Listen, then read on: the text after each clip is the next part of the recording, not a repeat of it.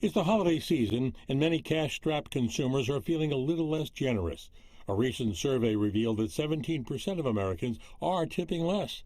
Etiquette expert Diane Gottsman is seeing a trend of Americans feeling less giving. Inflation is a real thing, so we are tipping differently this year.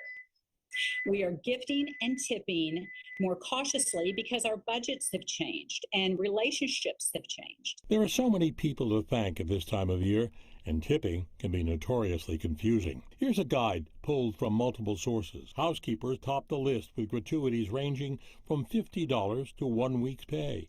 Doorman tips range from a low of $15 to $80. Handymen from $15 to $40. Superintendent $20 to $80. Your barber or hairstylist up to the cost of one visit. Newspaper delivery people $10 to $30. So how do you determine who to give and how much? You look at your budget, number one, what you can afford. Number two, you look at the relationship you share with the person you're about to tip.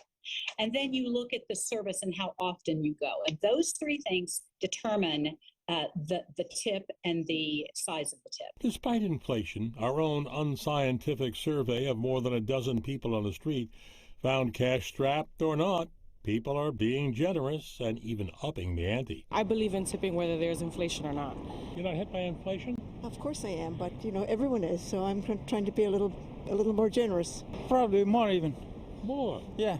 Because there's a lot of people in need. The way I see it is if I have it, I want to give it. This year has been good to me, so I'm giving more this year. But for those who can't give more, here's some advice from the Etiquette School in New York. The important thing is, if you cannot give as much as last year, is that you write a personal note, which you should do anyhow, to let them know how much you appreciate them.